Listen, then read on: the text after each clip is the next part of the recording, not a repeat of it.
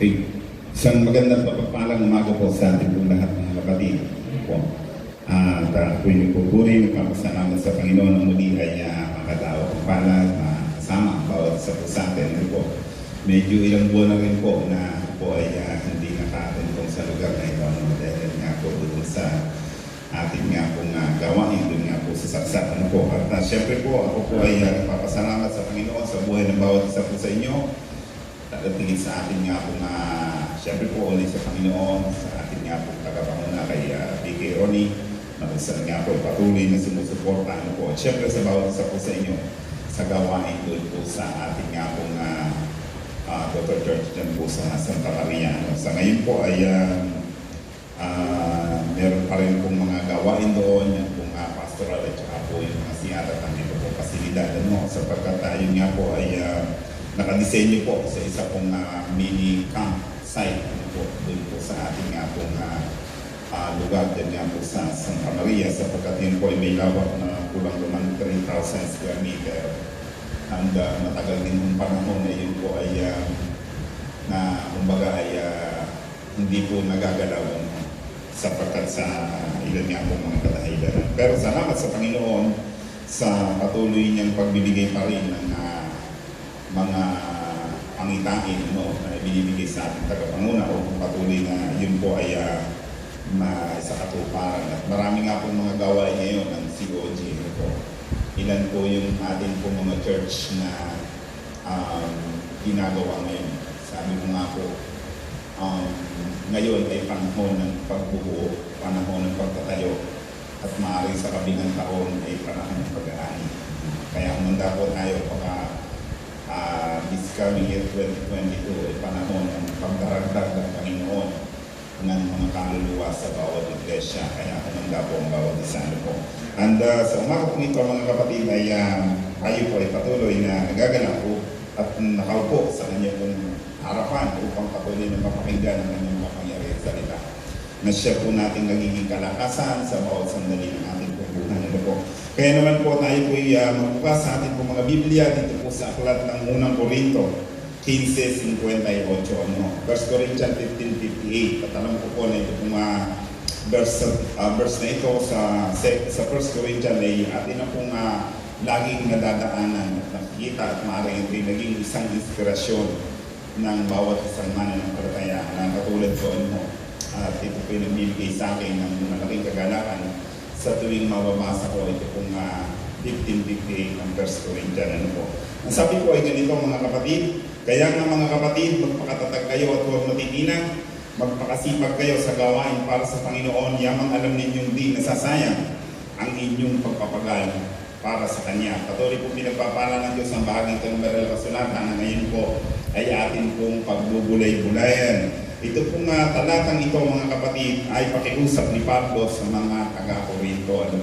Kung inyo pong babasahin ang konteksto nito pong 1 Corinthians 15, ito po ay tungkol sa pagkabuhay ng ating Panginoong Hesus at sa muling pagkabuhay ng bawat mananampalataya. Siyempre, kasama tayo doon. Amen? Kasama ang lahat ng mga mananampalataya. Kaya pag binasa niyo po yan, mga kapatid, meron dyan ilang mga problema na tinatalakay si Pablo sapagkat merong mga taong ang katuruan o ang paniniwala ay hindi na muling bubuhayin ang mga patay. Pero pinatotohanan ito nga po si Apostol Pablo na muling bubuhayin ang mga patay katulad ng pagkabuhay ng ating Panginoong Hesus. Ang ating ubang Panginoon ay buhay. Palakpakan natin ang ating Panginoon. Sapagkat siya ay buhay, marapat lamang na ibigay natin ang pinakamataas sa papuri at pagsamba sa Kanya. Sapagkat ang ating pag-asa na tayo man, bagamat mamatay, ay muling mabubuhay. Amen? At yung ating mga mahal sa buhay, na nalagak na doon sa libingan, ay muling mabubuhay. By the way, gusto kong ibalita sa inyo, isang malungkot na balita, na si Tatay Silvio po doon po sa Tambak, sa Kabaryan at sa Tambak Albay ay namayapa na nito pong lingkuntaan. At isa siya sa mga founder o pioneer ng church na si Tatay Cecilio Reyno po. And ipinaabot na po ng ating nga tagapanguna yung pagkiramay sa kanila. Ano po. So, ang ibig ko sabihin mga kapatid, meron tayo talagang mga mahal sa buhay na namamayapa. At yan po ay realidad ng buhay na maaaring bukas makalawa tayo naman. But ang isang pinakamaganda nito mga kapatid ay yung katunayan na ang isang tao pagkatapos mamatay ay muling mabubuhay. Amen? Dahil ang ating Panginoon Jesus ay buhay. Sabi po rito mga kapatid, ay itinuturo ni Pablo na muling mabubuhay ang lahat katulad ng pagkabuhay ng ating Panginoon. Sa verse 20, ganito po ang sinasabi, ngunit ang totoo, si Kristo'y muling binuhay bilang katibayan ng muling bubuhayin ang mga patay. So, napakagandang pag-asa, ano po? Napakasayang pag-asa na tayo po sa kabila ng kamatayan ay muling pagkabuhay. At alam po ninyo, syempre, lahat naman, sabi nga po doon, mabuti at masama, yan po ay babangon, mabubuhay. Pero meron dalawang destinasyon. Ano po? At ang isang magandang destinasyon, mga kapatid, ay syempre, yung katulad ng destinasyon ng ating Panginoon Jesus, papunta sa langit. Amen? Kasi merong kamatayang walang hanggan. Katapos mabuhay, ay parurusahan doon nga po sa impyerno. Kaya dapat ikinukonsider lagi natin yun pong bagay na yun.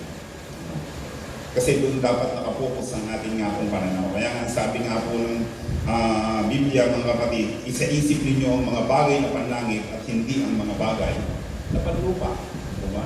So, hindi ko sabihin mga kapatid, ay talagang meron po talaga laging pamimilian ng mga Kristiyano. Laging meron tayong tinatawag na kalalagayan. Kaya sa umaga pong ito mga kapatid ay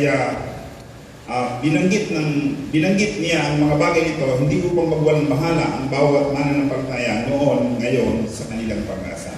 Alam po ninyo, marami po kasi mga mananampalataya na sa kabila ng pag-asang ito ay nagwawalang bahala. Yung bang basta na lang, okay, basta, kaya lang, pag namatay, hindi mo rin mabubuhay. Parang gano'n na lang, no? Pero alam po ninyo, sabi po rito, upang matayin sa ating isipan ng ating pag-asa ay hanggang sa buhay na walang hanggan. Kasi doon po sa verse 19 ng chapter na yan, mga kapatid, ng chapter 15, ang sabi po dyan sa verse 19, kung ang pag-asa natin kay Kristo ay para sa buhay na ito lamang, tayo na ang pinakakawawa sa lahat ng tao. Diba? Kaya dapat talagang ating pong pag-asa hanggang sa buhay na walang hanggan. At dapat pahalagahan natin ito. Yung bigyan po natin ng isang mainit na pagtanggap sa ating pong buhay, ang pag-asa niyan at ang katatayong niyan. No? Marami kasi sa mga nagsasabing sila ay born again, pero ang buhay ay pangsanlibutan. At minsan, ang kanilang pag-asa ay para sa material na bagay lamang. Diba? Marami po kasing ganun eh. Meron nga akong isang nakita sa isang damit, nakalagay doon, pag walang bigas, utas.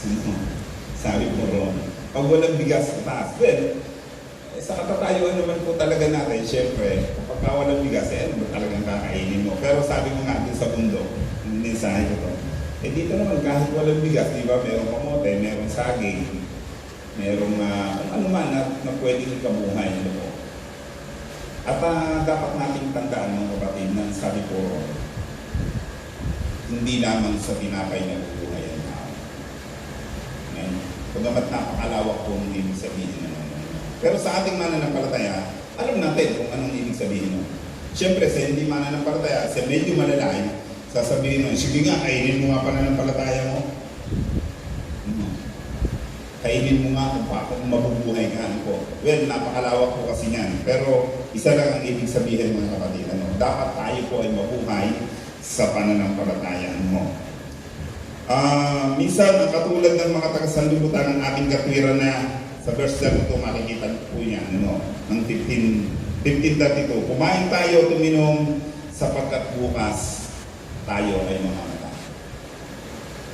Minsan tayo pong mga mananampalataya, nagiging ganun na lamang yung ating katwiran. Magtrabaho tayo, magtrabaho.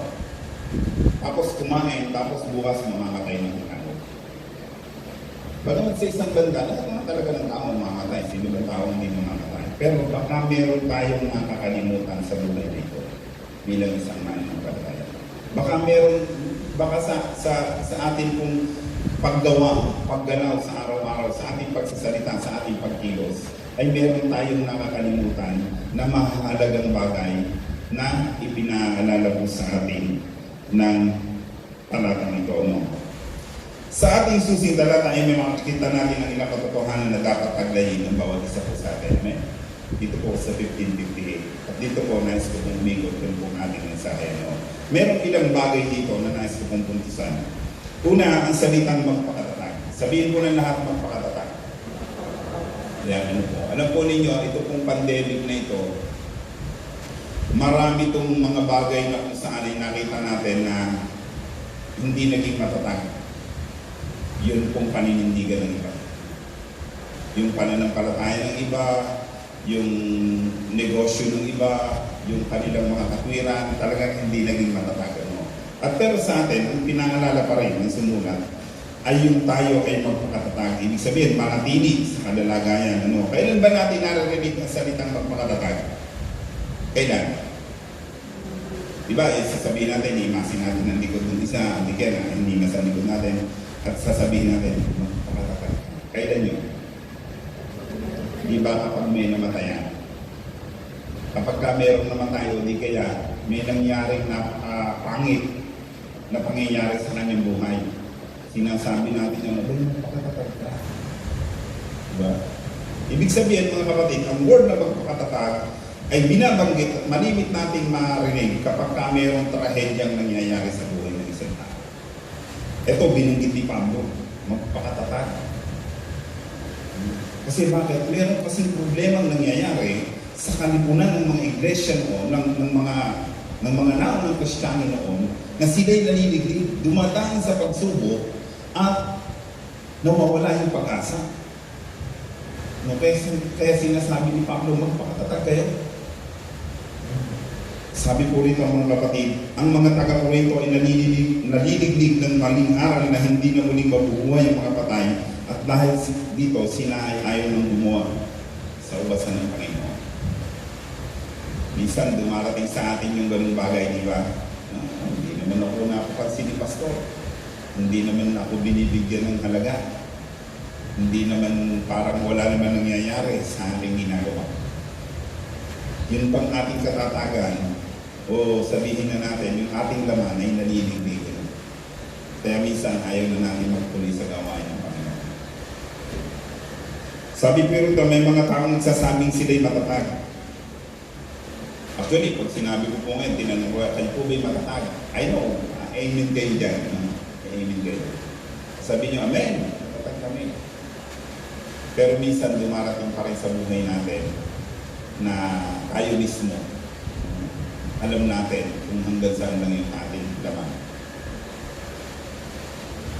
At nakakalungkot nga kung isipin na minsan meron tayong mga leader o mga tinatawag na mas ahead sa atin o matatanda na sa pananampalataya, eh nababalitaan natin, bumubuo pa rin. At lalo higit nakakalungkot isipin na minsan mababalitaan natin na merong pastor o merong isang lingkod ng Diyos na biglang nawala sa ministeryo. Kasi bakit? Kasi hindi naging matatag. Kaya napakahalaga po ngayon ang paalala sa ating Pablo, magpakatatag tayo. Kasi laging may problema. Nandiyan naman lagi yan eh. Sino ba walang problema dito mga kapatid? Wala tayo meron.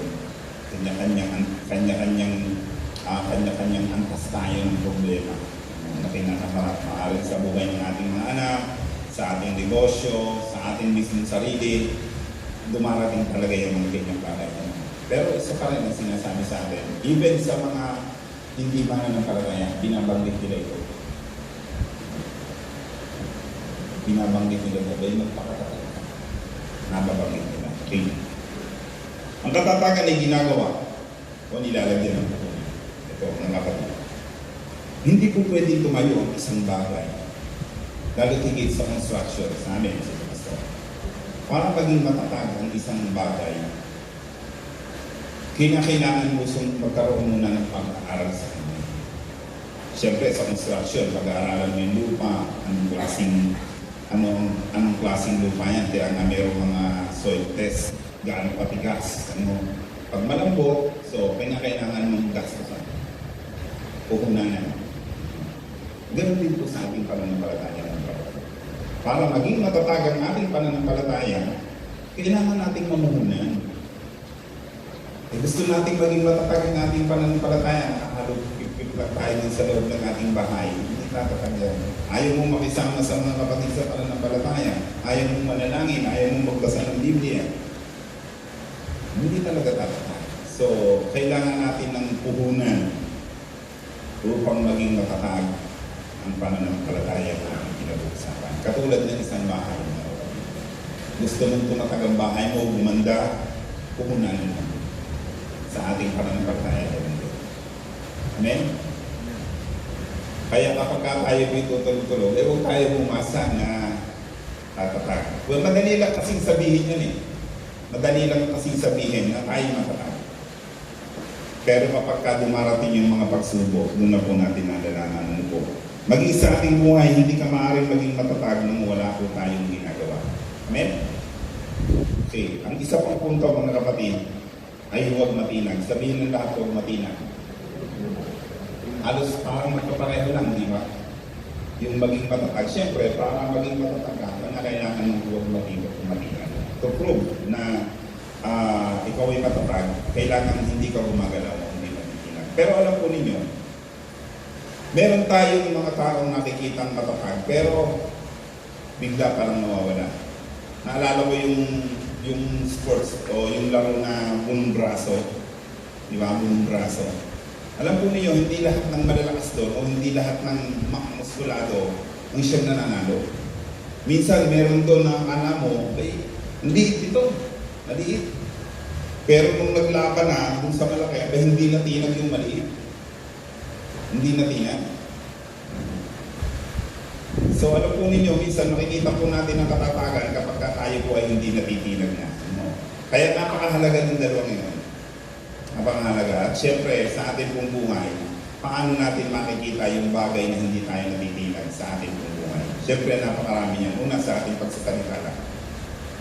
Bilang isang mananampalataya, marami po ngayon na minsan tayo po ay nakapagsasalita pa rin kung tinatawag po natin salita ng sanlibutan. Diba ba? Kaisipan ng sanlibutan, gawain ng sanlibutan. Dahil dito mga kapatid, nakikita natin na yung kung ating pananampalataya na sinasabi nating matatag, nabubuwal pala o natitinag. No. Kaya minsan pag-isipan natin sa ating kayang pagsasalita ay matatag pa rin kayang pinangahawakan ko ng salitang pagiging Kristiyano. Okay, sabi po rito mga kapatid, nalalaman ang katatagan ng isang tao o bagay kapag siya ay hindi natinag. May mga tao o bagay na akala mong matatag, pero pag dumating ang trahedya o pagsubok, ay natitinag. Di ba? Minsan, ang buhay ng pananampalataya, mga Kristiyano ay madaling natinag. No? Yun nga yung sinasabi ko. Minsan, madali tayo magalit. Sino ba rin siya magalit? Ako sabi ng mga anak ko, ang dali ko daw magalit. Ewan ko si Bigay, kung madali nyo magalit. Kayo magpapatunan. Pero alam po ninyo, minsan sa buhay po natin talaga, doon po natin makikita yan sa pang-araw-araw. Hindi pa sa loob ng church eh. Kaya yun pong pagliglig sa atin.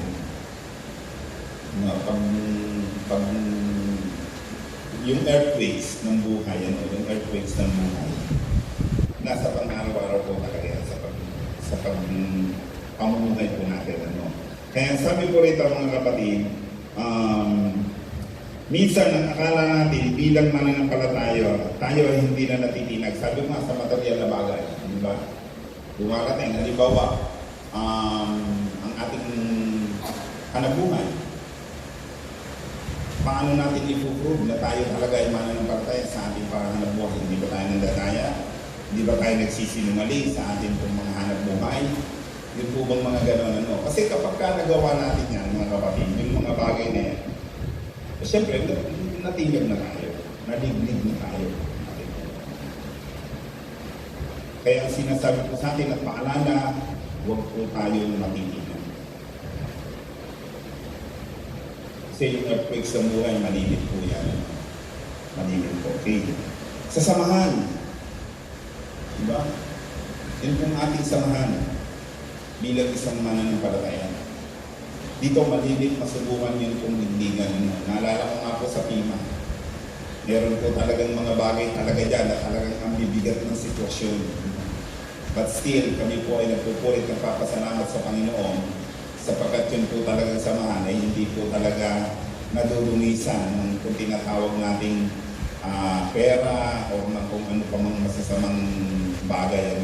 Baka naroon pa rin. At syempre, tayo pong lahat ng mga mananampalataya, mga kapatid, dapat din. Ang kapatid sa pananampalataya, kapatid sa pananampalataya yan. Minsan doon tayo nadadali ng away. Minsan doon nga po sa saksa. Kapag kami narinig akong mga sinasabi doon sa isang kapatid, sasabihin ko na agad, kapatid natin sa pananampalataya yan. At minsan maaaring baka tayo ganun din sa kanya. So lahat meron pong mga problema. Kaya kinakailangan huwag po tayong matinagano. At dito makikita din natin yung kung pagkatinag natin o hindi pagkatinag sa pagsunod. Pagsunod sa magulang, sa pagsunod sa mga pinuno, dito masusubukan po ito.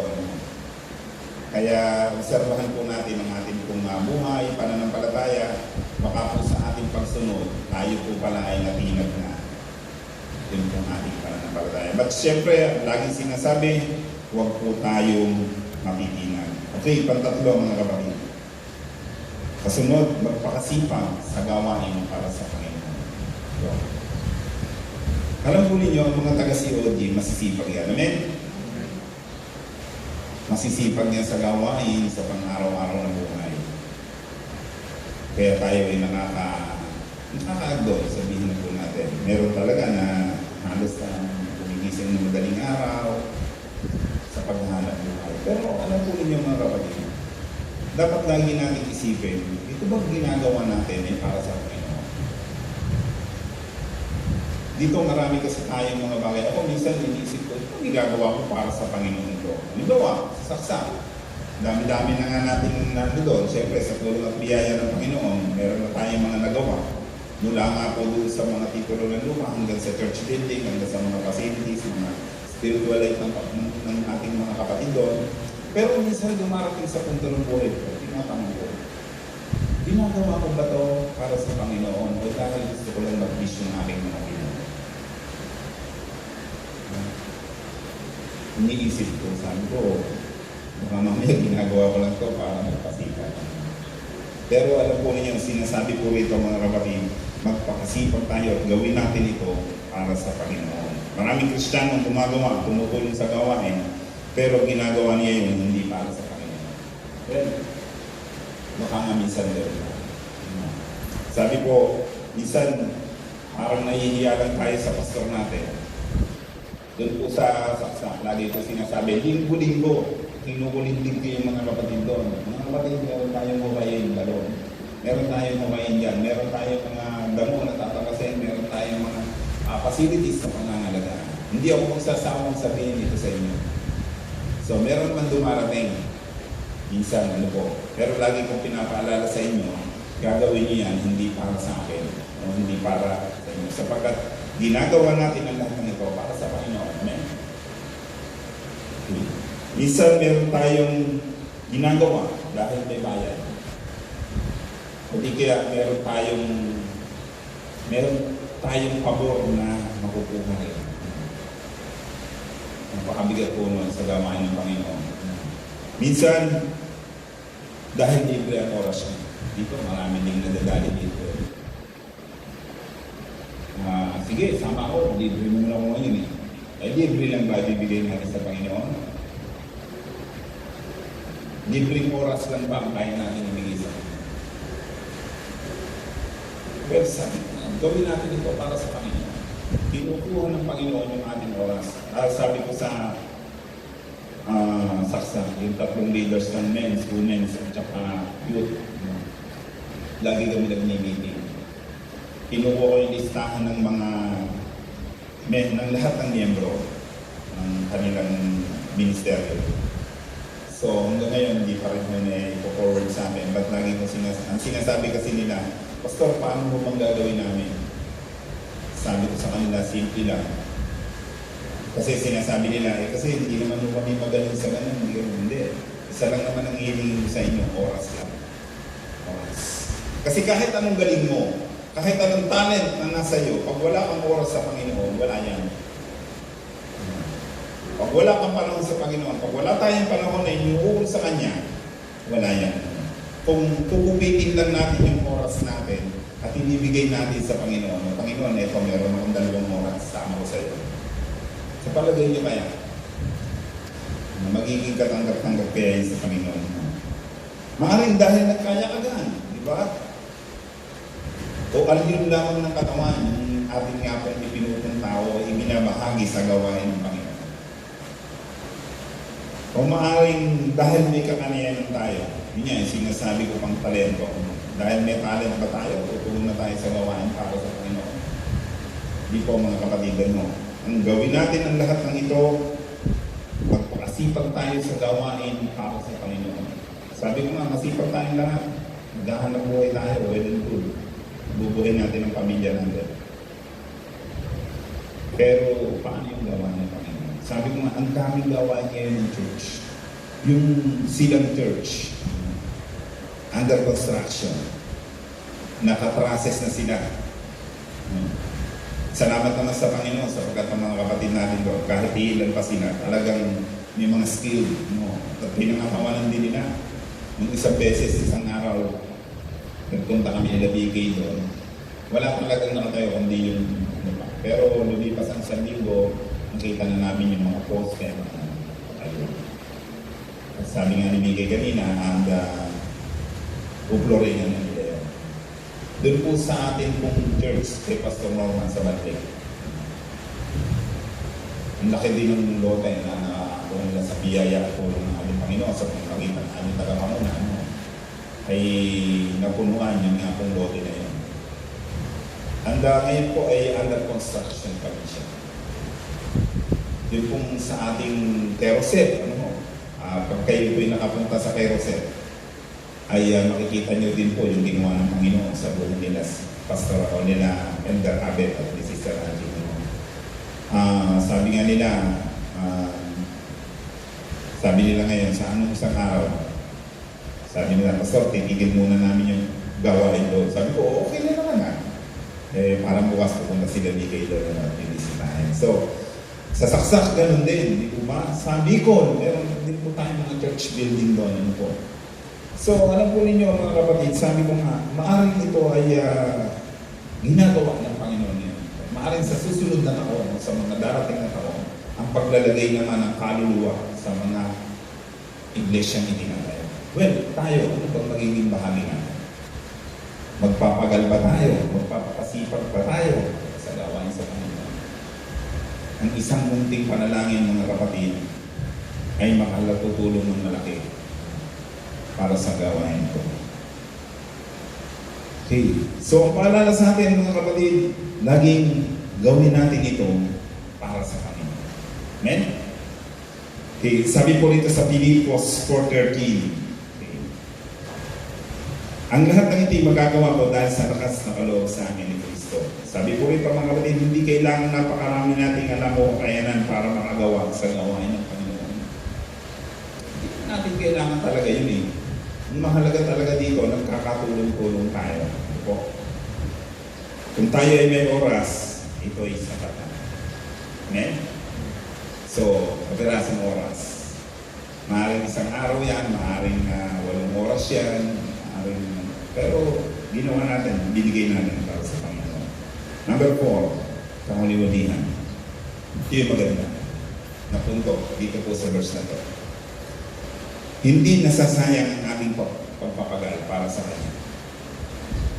Alam po ninyo, ang isa po kasing bagay na nagpapahirap sa isang tao kung ba't hindi siya nagpapatuloy ay yung bang nasayang o masasayang yung kanyang pinagpaguran. Diba? Kaya minsan marami pong mga tao ayaw nang ituloy yung kanilang ginagawa.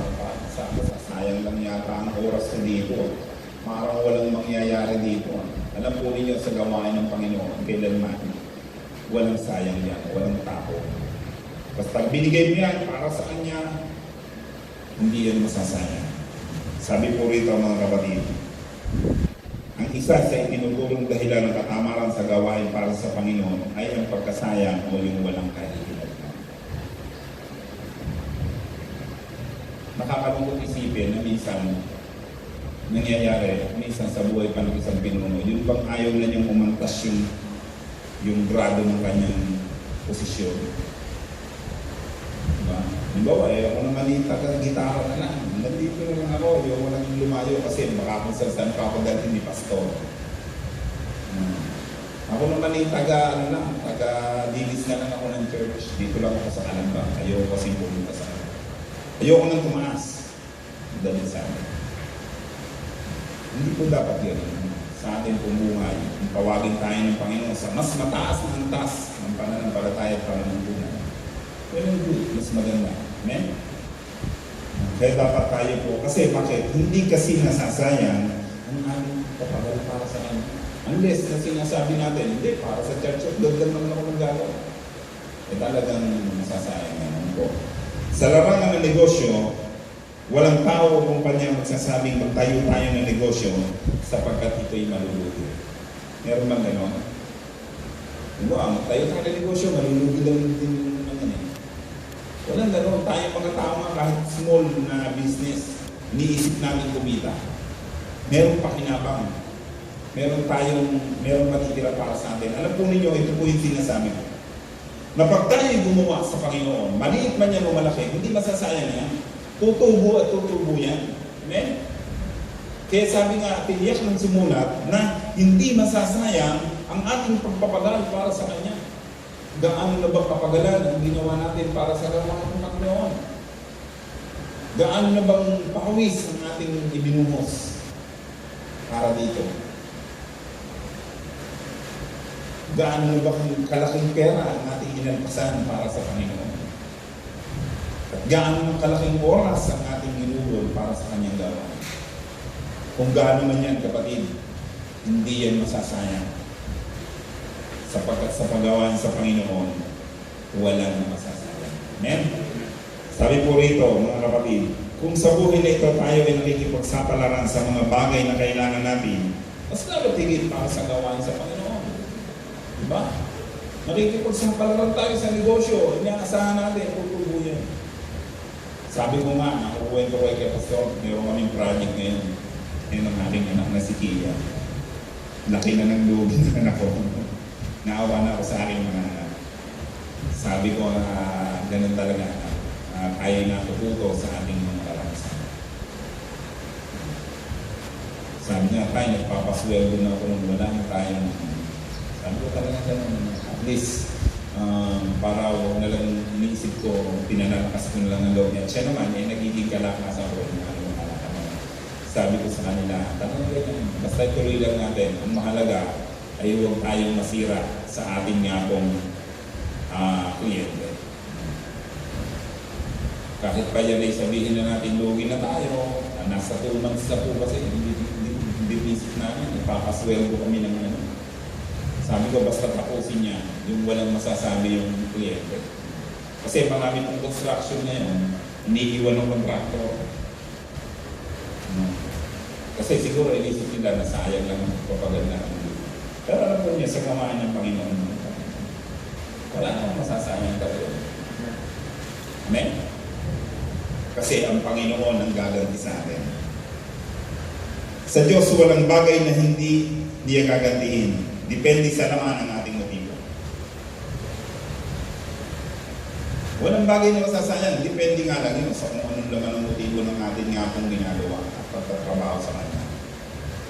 Sana matakbuhan tayo ng Diyos sa isang gawain na tayo po ay nagpapagal para sa Kanya. Alam po niya si Pablo kung bakit siya tuloy-tuloy. Sa kabila ng napakaraming bagay na nangyari sa kanyang buhay. Sabi nga niya doon, nagmumuntik-muntikan akong mamatay, 3 araw akong lulutang-lutang sa tubig, may mga tulisan na humahabol, lagi siyang pinipersecute, pero tuloy-tuloy lang. Kasi ito yung nasa isip niya. Kaya sabi niya po niya, hindi ako sumusuntok sa hangin. Di ba? Kasi walang lugi. Hindi niya iniintindi yun. Kaya ano man ang mangyari sa kanya, basta ang mahalaga siya ay tuloy-tuloy sa gawain ng Panginoon. Nakakalungkot. Naisipin sa isang Kristiyano, yung bang sisimba ngayon, bukas hindi, o di kaya iba yung pangangatwiran, sa kabila ng matagal ng Kristiyano. Alam po ninyo, sa buhay po natin mga kapatid, at lagi ko po sinasabi, hindi masasayang ang lahat ng ating ginagawa sa paanan ng Panginoon. Hindi tayo malulugi. Hindi tayo sumusuntok sa hangin. Kung sa buhay na ito, nalulugi ang ating negosyo sa paanan ng Panginoon, hindi malulugi. Amen? Palakpakan natin ang Panginoon. At alam ko po, magagaling niya. Last verse, sabi niya po rito, sa Pilipos 1:6. Pilipos 1:6, tinitiyak ko sa inyo ang mabuting gawa na pinasamulan sa inyo ng Diyos ay kanyang lulubusin hanggang sa araw ng pagbabalik ni Kristo. Pagpalain tayo ng Panginoon, magandang umaga po sa atin pong lahat.